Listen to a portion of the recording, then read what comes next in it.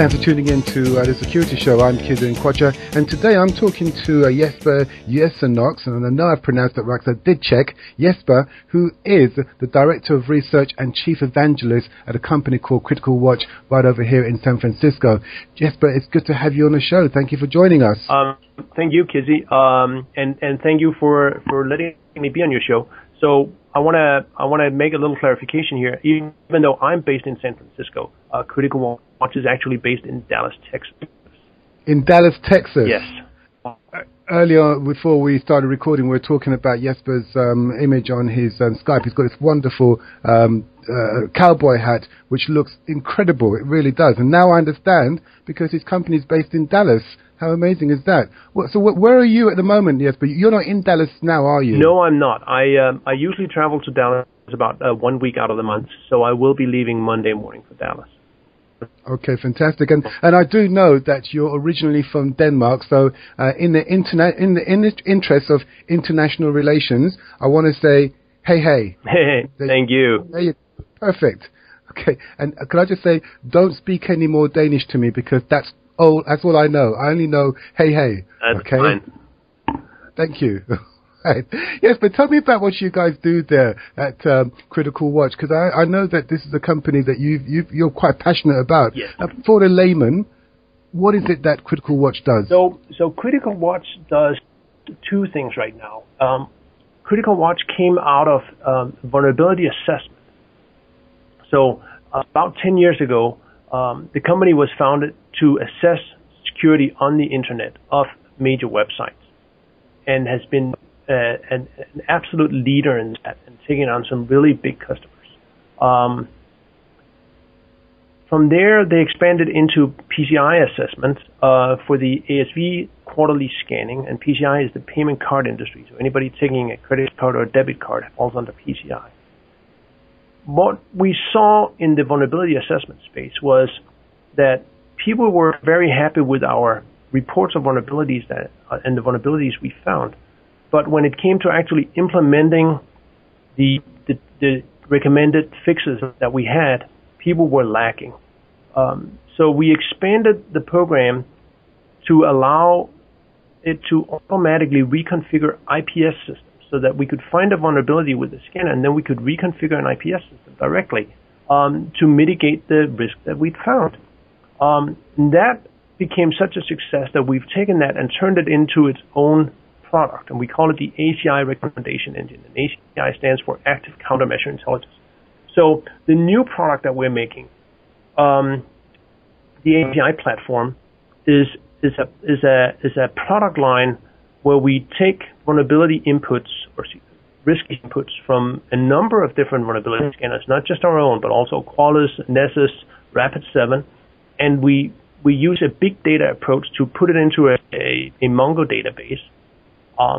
We then analyze the data, and I've been writing the algorithms for this analytics, and we come up with a number of recommendations on which of your many countermeasures you should reconfigure to mitigate most of the risks that we found. So at the end of the day, you can actually import your scan result into our system and click a few buttons, and we will reconfigure your IPS system, your web application firewall, your other devices to mitigate these problems right away. So you not only do you actually spot the problem, but you've implemented a system whereby you can fix the problem as well. Yes. After checking with the client. And the really cool part is that we are vendor agnostic. So the ACI Recommendation Engine will take inputs from a number of different vendors, and will also change configurations in a number of different vendors' electronic countermeasures. And what sort of clients do you have at the moment?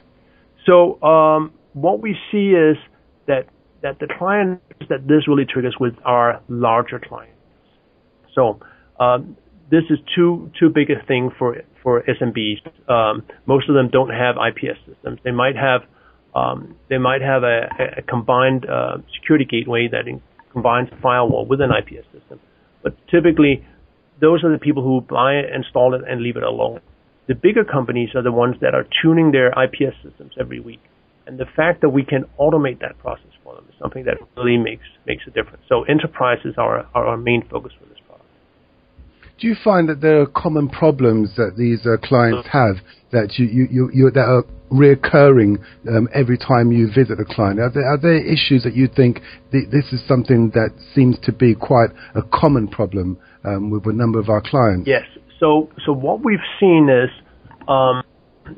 when we look at IPS systems, and IPS stands for Intrusion Prevention System. And for those who don't know what an IPS system is, it's a box that you put in line either in front of your firewall or behind your firewall that looks at all the traffic coming from the internet between your internal network and the internet, and it analyzes the traffic, and if it sees something that looks like malicious traffic, it pretty much aborts the connection, it drops the package, and makes sure it does not pass through. What we see is that most customers, they buy an IPS system having great expectations to what it can do, and then they leave it in its default configuration. Even if you get the best vendor of an IPS system, it will have its highest coverage on its default configuration on the day you install it.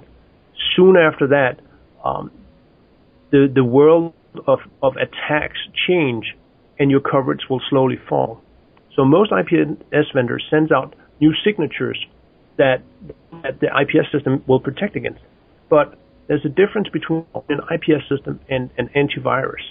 In antivirus, your system will generally try and catch all the vulnerability or all the viruses in your signature file. But with an IPS system, if you enable all the filters in your system, the internet traffic slows down so much that your people start complaining that you actually cannot get anything through. So the trick for an effective IPS system is to only have the filters turned on that give you the most coverage at any given time, and turn off anything that you don't need. Now, what we see in reality is that only a third of all installed IPS systems are regularly updated to protect against the new threats and not protect against irrelevant threats. That means that 66% of all installed customers have their IPS systems configured incorrectly.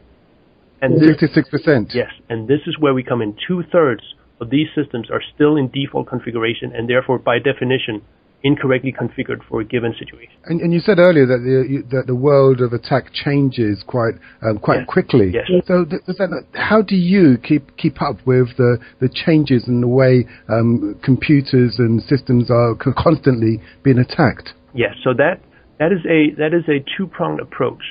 So the IPS vendor has to make a signature, and they can be reasonable about that. I'm not going to mention any names here. Some are faster than others. The other part of it is the detection part, where we, as a vulnerability assessment scanning company, have to stay on top of all the vulnerabilities out there and make sure that we can detect them. And for that purpose, we have a team of 7 researchers that constantly troll the database on the internet. For example, the NVD database at NIST.gov in the U.S. Has a constant feed of CVEs that are annotated by NIST and sent out to us. And we have a team of research analysts that sit every day and go through all these CVEs and make sure that they're documented and categorized and bring value to our customers. While at the same time, we have another team of security people who sit and make sure that our detection is on top of these things. So we're using a lean methodology. That means that we release updates constantly. There's no change control that takes months. There's no, we'll send out a new version in 3 months. No, these updates are submitted live. They go live on the system as soon as the developer clicks commit. So we will detect this very, very fast, and then we will look at all the remedies, all the compensating controls that a customer has, and say, well, you might have this IPS system over here, but it's actually not updated to protect against this particularly vulnerability that affects the RPC system on your Windows 2003 server. So instead, we recommend that you have to turn off the RPC service using your firewall, which is over here instead. So even though an IPS vendor might not be as fast as we are, we will point to another configuration change that you can implement right now. And according to your research, some 66% of IPS systems are vulnerable to attack because they're configured incorrectly. Yes, I would use slightly different wording. So the attacks are not against the IPS systems themselves, but the systems behind the IPS systems can be attacked because the IPS systems did not catch the attack in the process. So yes, 66% of the IPS systems are incorrectly configured and does not protect the assets they're intended to protect. Okay, now without giving away any trade secrets and obviously without talking yourself out of a job, are there any obvious things IPS system owners can do to improve the security of their systems? Yes. So what we have customers do before they implement our system is they actually manually go through their scan reports. The scan reports they get from their network scanner, they manually import it into a spreadsheet. They sort out the important data, typically a CVE identifier, and they run it through a manual process to get a list of those, and then they try and import it or by hand click it and enable it in their IPS systems. We had a customer who was spending 6 hours a week doing this, and I can tell you, when we showed him that this could be automated, he was extremely happy, and he had an ROI on investment of our systems of about 3 months.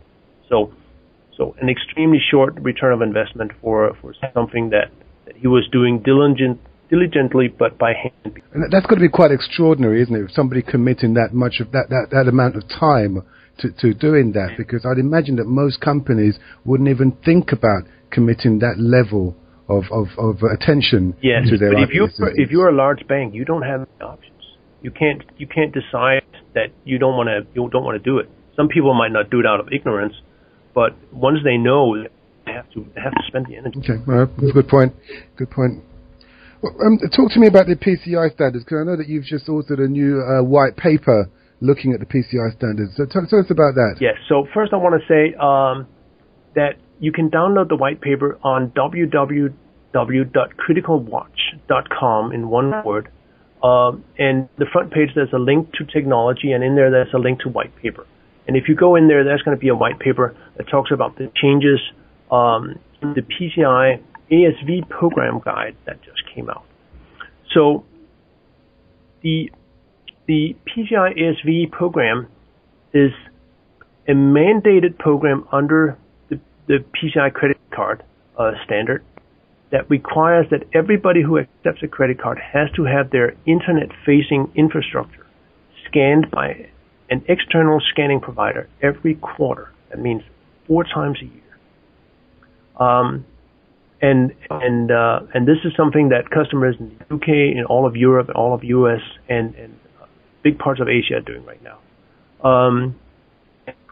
So in order to ensure that it's not just some hack job who does the scanning, PCI has instituted this ASV program, and ASV stands for Approved Scanning Vendor. And the approved scanning vendor is somebody who's certified by PCI to perform these scans, but they have to do it using a very specific standard to make sure that high quality is given.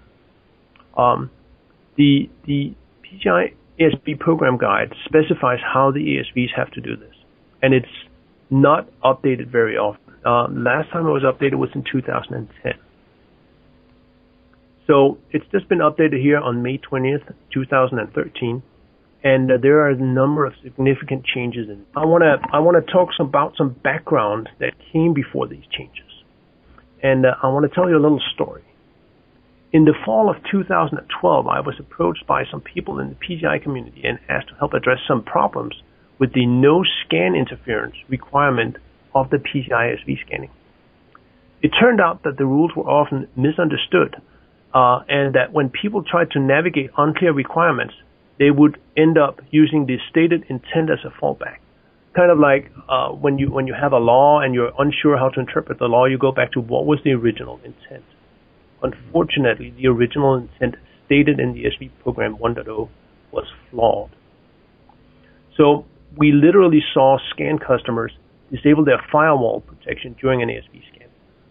I have personally scanned customers where we can see their whole infrastructure. And when we ask them, why did you do that? And say, oh, but the requirement said that we had to open our firewall during the scan. And we can only say, well, we can see so much that we have to fail you because this is unprotected.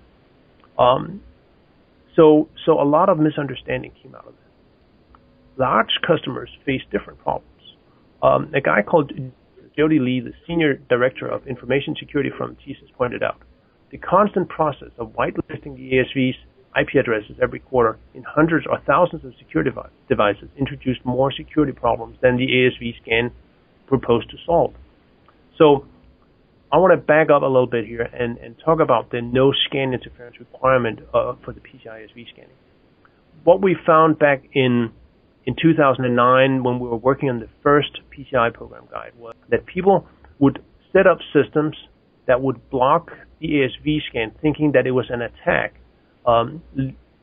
resulting in the fact that the ASV scan would be useless, would not be able to tell if the customer had any actual vulnerabilities because the devices would be seeing the traffic as malicious and then block even the traffic that the device did not see as malicious, so that we did not know if we could if there were any vulnerabilities that would bypass the device, any attacks that would bypass the device. So there is a requirement in the PCI program guide that when you're being scanned, you must make sure that your devices do not interfere with the scan process itself. And this was a good rule when it was implemented in 2010. But as we saw here in late 2012 and beginning of 2013, the rule actually introduces some problems and it needed some adjustments. Jody Lee from TSYS was able to make the convincing argument that the PCI intent could be extrapolated to ridiculous conclusions. So the original intent stated that the reason why these systems had to be whitelisted was so that the ASV would see if there was any vulnerabilities that was available if the devices were to fail. Now, as Jody Lee pointed out, that could be extrapolated to any security device that fails, and that the ASV should then be left behind. And it became clear that the intent was flawed. So at the time, I assembled a task force of industry leaders in the field. We carefully analyzed the current situation, specifically to find out how we could make life easier and safer for the merchants and not compromise the integrity of the scanning process while doing this. The biggest problem, of course, was to find a way to do this that would be practical to implement. So the task force worked pretty fast, and we produced a set of recommendations to PCI. Besides myself, who did the lion's share of the writing and consolidating on this, we had 17 contributing authors and 21 additional document signatories. So it was quite a massive consensus document that we submitted to PCI at the end. One of the things that we saw that was really interesting was under the old rules, in order to whitelist, a customer could even be asked to turn off the exact devices that kept them compliant in the first place. So on one hand, you could have the PCI DSS 2.0 standard that required people to install a web application firewall. On the other hand, in order to have a conclusive PCI scan, they had to turn off that same web application firewall, with the result that they would now fail the PCI ASV scan because the firewall was not in place. So we had to solve these paradoxes. We ended up recommending a number of changes. And one of the big things was a more granular definition of active defense mechanisms, so that we could allow some settings on some devices that had been prohibited before. We could allow some of these settings to stay in place during the scan. So basically, this would allow the merchant to keep more of their security measures in place during the quarterly ASV scan. And while we were working with PCI on this, one of the biggest discussions we had was trying to convince them that we needed to change the stated intent. So where the old intent stated, you have to disable your active protection devices so that we can see if there's any vulnerabilities should these devices fail. The new intent is you have to disable your active protection devices to make sure that the ASV scan sees your network the same way as a hacker would. So that's a very important distinction. It's also a very good one. And then here on the 20th of May, the result of the work that we did in November, December, and January was released as the new PCI ASV program guide. What we saw when we started analyzing the new release was that there were a number of other changes. Luckily, most of these changes are very minor. They're cleaning up of language. There are clarifications. And as I was going through all these changes, I noticed that I had seen these changes before. I was able to trace them back to a document that we had submitted to PCI in January of 2011. So at the time I had worked in another task force. I had actually been coordinating another task force.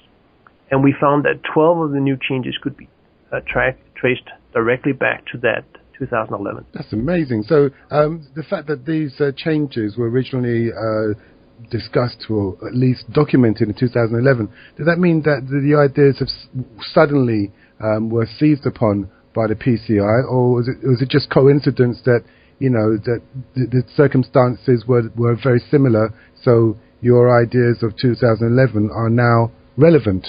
Well, that's a good question, but it's actually none of those. Really? Yes. So in 2011, we proposed a number of changes, a number of actually pretty significant changes that would make life easier for both merchants and ASVs, and we did it in the hope that they would be released shortly after.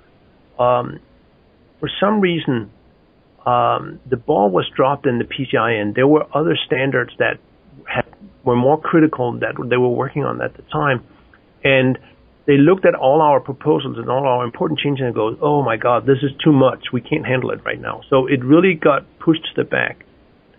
And what is happening now is that in 2013, PCI DSS 3.0 is about to be announced sometime in October. So PCI looked at all these pretty significant changes we had proposed and decided all the significant changes would have to be postponed until the release of PCI DSS 3.0, and only the insignificant changes and all the small clarifications from our original submission would go in now. So there's actually another PCI ASV program guide 3.0 scheduled for sometime late 2013, early 2014. And that's where we are hoping that the big changes from 2011 is going to go in. Can you give us a closer date between late 2013 and early 2014? Because we're halfway through 2013 already. So the only thing I know is that it's not going to happen before PCI DSS 3.0 is announced, and it will be announced at the PCI community meeting in Las Vegas that is happening at the end of September. The PCI ASV program guide update are always intended to come shortly after that, but since it took almost 4 years for the last one to be updated, I don't have big hopes for how fast that it's going to go fast this time. There's a lot of people who have to approve these changes, a lot of stakeholders, a lot of card brands, so Visa, MasterCard, American Express, all these card brands have to approve it. And PCI, which started out as 5 card brands, have expanded it. There are more card brands that have joined, so there's more people who have to approve, and the process just gets longer every time. So my guess would be that we're going to look at the middle of 2014 before something happens. Well, I guess that's one thing we can say about management by committee. Yes. It's not a speedy process, is it? It is not, and it does not live up to my mantra of lean methodologies in security. And what's your white paper called again? It's called PCI ASV Program Guide 2.0 Changes, Impact on Your Organization. Excellent. And it's available from criticalwatch.com? Yes, absolutely. You have to click technology and then click white paper. Fantastic. Well, I'm sure there'll be a lot of listeners going online as we're speaking, yes, and typing in the address to get a copy of the white paper. Yes, but it's been fantastic talking to you, and I'm hoping that once this situation is resolved with PCI, we'll have a chance to catch up with you again to review the situation probably in early 2014, it sounds like. Yes, but thank you very much for your time. Thanks for talking to us. Hey, thank you.